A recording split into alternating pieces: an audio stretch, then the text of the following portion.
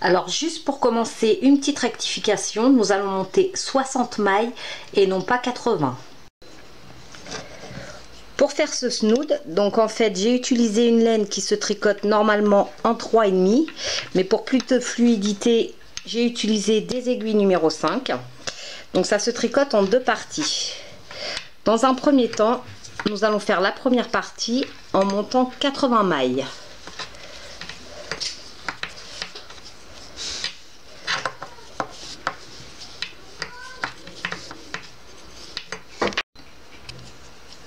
Donc lorsque l'on a monté nos 80 mailles, nous allons tricoter en jersey. Donc en faisant un rang à l'endroit.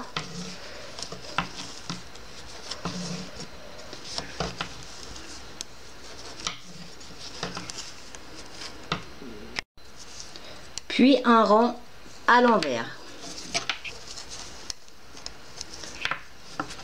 Donc ce sera toujours un rang à l'endroit, un rang à l'envers.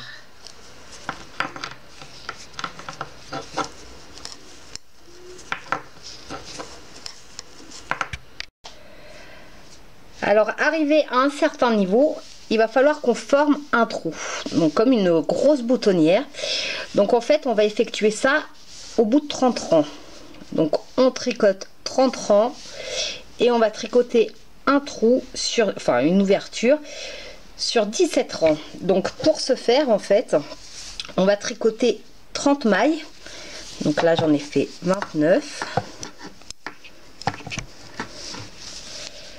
Donc je tricote 30 mailles et je vais laisser celle de l'aiguille gauche en attente. Donc en fait je vais retourner le travail.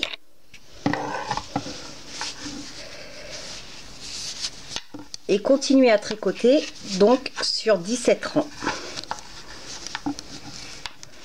en laissant toujours les autres en attente.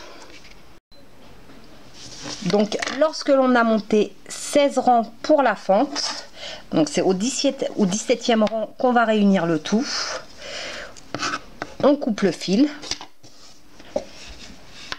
et en fait on va retricoter la partie qu'on avait mis de côté.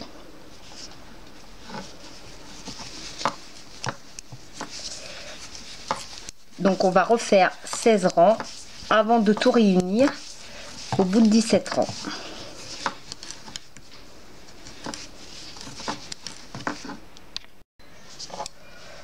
Donc au 17e, lorsqu'on a fait 17 rangs, au 17e rang en fait de la partie qu'on avait laissée en attente, on va relier les deux morceaux. Donc en tricotant normalement. Comme si qu'on n'avait jamais laissé en attente en fait. On finit notre rang normalement et on va retricoter 30 rangs en attendant la prochaine fente. Donc vous voyez là c'est réuni.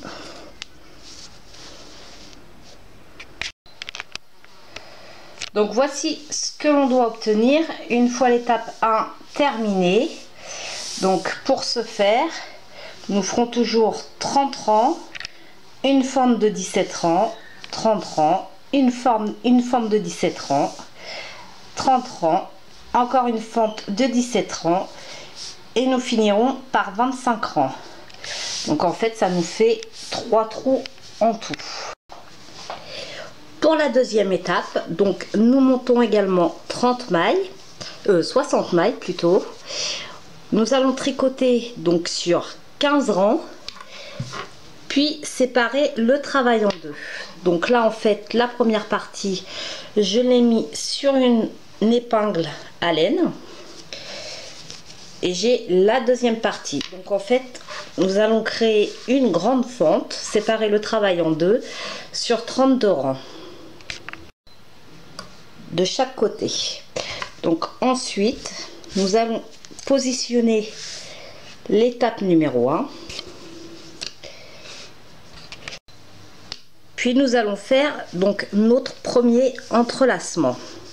Donc pour ce faire, par le dessous de l'étape numéro 1, nous allons placer la partie qui nous reste sur les aiguilles dans le trou. Donc Donc nous ressortons également notre pelote.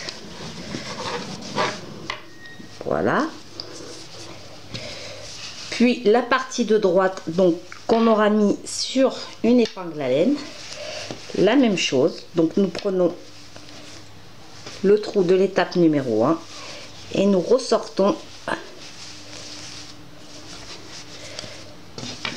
notre étape numéro 2 avec l'entrelacement. Donc là c'est pas grave si c'est pas bien superposé parce qu'on fera une couture ultérieurement. Donc voici ce que l'on obtient. Donc là nous allons venir rejoindre nos deux morceaux en retricotant 15 rangs, puis on va refendre sur 30 rangs et à chaque fois nous ferons un entrelacement dans chaque morceau. Donc pour cela nous retournons notre travail et nous allons retricoter normalement.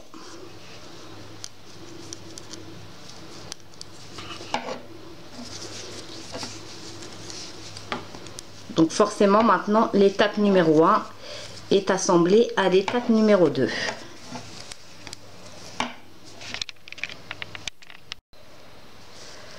Donc pour joindre les deux, il va falloir remettre sur notre aiguille les mailles que l'on avait laissées en attente sur une épingle à laine.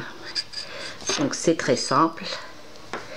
On va la vider ainsi et ensuite tricoter notre rang normalement. Donc voici nos mailles libérées de l'épingle à laine et je vais donc joindre mes morceaux de l'étape numéro 2 en tricotant mon rang normalement. Donc on va faire ainsi donc 15 rangs normal, 32 rangs où on sépare le travail en deux en laissant 30 mailles à chaque fois en attente. On fait 32 rangs et un entrelacement. Donc il y a en tout 3 entrelacements à faire. Donc lorsque l'on a fait nos 3 entrelacements, il ne reste plus qu'à arrêter notre travail. Donc en fait après le dernier entrelacement, on refait 20 rangs de jersey et on va arrêter le travail. Donc on arrête toutes nos mailles.